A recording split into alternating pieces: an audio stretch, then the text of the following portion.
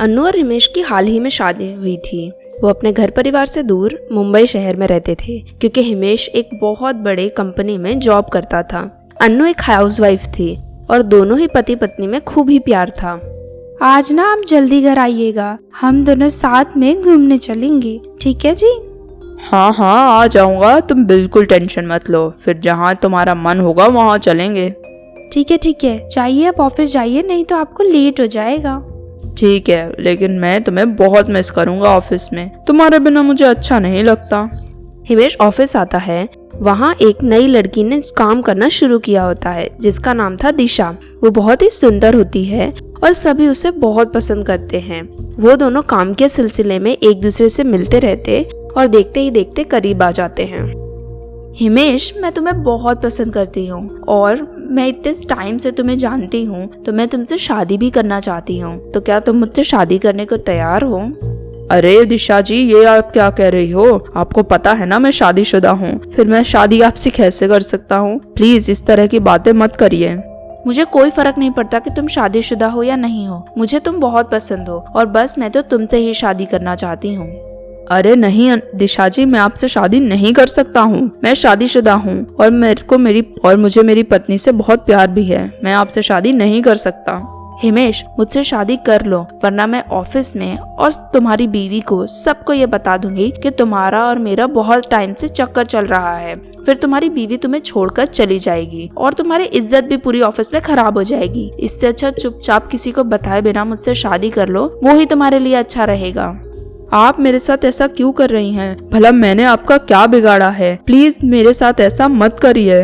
उसके बाद दिशा हिमेश को ब्लैकमेल करना शुरू कर देती है। हिमेश ज्यादातर टेंशन में ही रहा करता था दिशा के ब्लैकमेल के चलते और हमेशा दुखी रहा करता था। अंत में जाके उसने दिशा की बात मान ही ली। बोलो, मुझसे शादी करोगे या नहीं करोगे? मैं बहुत दिन से तुम्हारे इस जवाब का इंतजार कर रही हूँ। आज तो मुझे जवाब चाहिए। ठीक है, मैं तुमसे शादी करने को तैयार हूँ, लेकिन मैं अपनी पत्नी को नहीं छोड़ सकता हूँ। अगर तुम चाहो तो मैं उसके साथ और तुम्हारे साथ दोनों के साथ शादी करके रहने को तैयार हूँ, लेकिन मैं उसे नहीं छोड़ूंगा। मुझे कोई दिक्कत नहीं है, तुम अपनी बीवी से शादी मत तोड़ो, मुझे उससे कोई फर्क नहीं पड़ता। बस मुझसे शादी कर लो, मैं तो ये चाहती हूँ। अन्नू को भी शक होने लगा कि कुछ ना कुछ तो अजीब हो रहा है। हिमेश हमेशा लेट आता था और उसके साथ ज्यादा से ज्यादा वक्त नहीं बिताता था। जैसी उनकी जिंदगी पहले थी अब वैसी नहीं रही थी। क्या हुआ? सब कुछ ठीक तो है? न जाने मुझे क्यों कुछ अजीब अजीब सा लग रहा है। आप हमेशा दुखी ही रहते हैं आजकल। कुछ नहीं अन्नू, जरा वर्कलोड बहुत ज्यादा हो गया है, इसीलिए टेंशन में रहता हूँ, इसलिए तुम्हें अजीब सा सब लग रहा होगा। बाकी ऐसी कोई बात नहीं है जिसमें तुम्हें टेंशन लेनी पड़े। कुछ तो बात है जो आप मुझे नहीं बता रहे हैं, पर आप मुझे बता सकते हैं। मैं आपको समझने की पूरी कोशिश करूंगी। अगर आपको काम का ज्यादा टेंशन है और आप चाहते हैं कि मैं भी काम करूं तो आप मुझसे कह सकते हैं। अरे तुम चिंता मत करो, सब ठीक हो जाएगा। जो भी टेंशन है मैं उसको सॉल्व कर लूंगा। तुम बिल्कुल टेंशन मत लो। तुम टेंशन लेती हो तो मुझे अच्छा नहीं लगता। हिमेश एक दिन अपने घर रहता, एक दिन दिशा के घर रहता। अन्नू हमेशा दुखी रहने लगी क्योंकि उसका पति अब घर नहीं रहता था। उसे ये लगता था कि वो काम के सिलसिले में बाहर रहता है। एक दिन दिशा हिमेश से कहती है, हिमेश चलो ना कहीं बाहर घूमने चलते हैं, मतलब बाहर सिटी में। बहुत टाइम हो गया हमारी शादी को, लेकिन तुम तो मुझे कभी कहीं लेकर ही नहीं जाते हो। चलो ना कहीं घूमने चलते हैं। नहीं, मैं बाहर नहीं जा सकता हूँ। मैं शादीशुदा हूँ, मेरी एक बीवी है।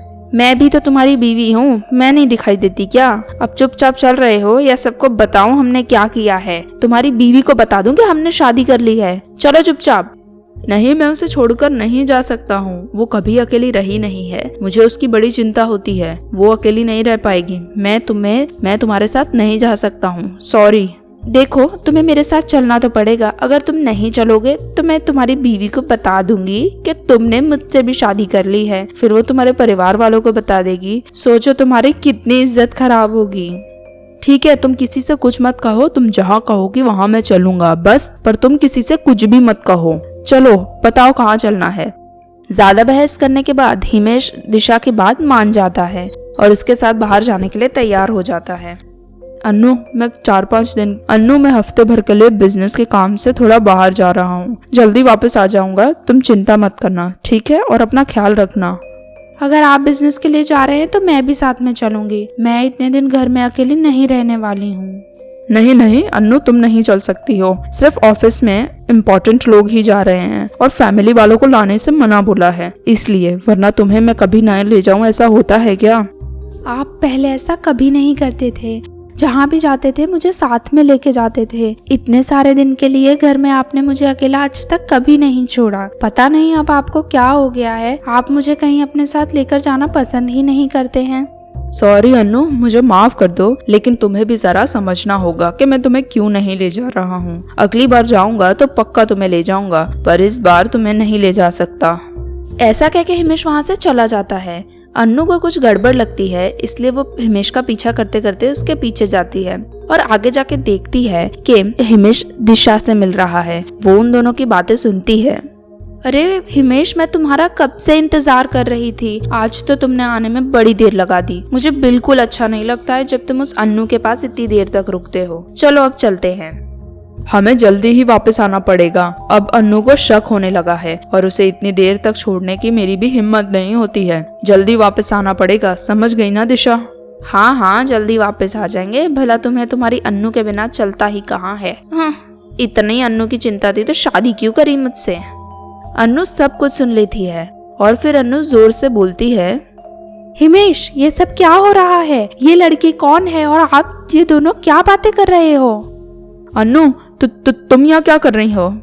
आप यहाँ क्या कर रहे हो? आप तो कह रहे थे बिजनेस के काम से जा रहा हूँ। ये है आपका बिजनेस? आप मुझे बेवकूफ समझते हैं क्या? अभी बताइए सारी बात क्या है।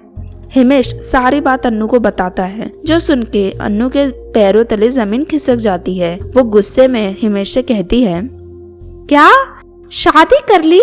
मेरे होते हुए आपने इस लड़की से शादी कर ली?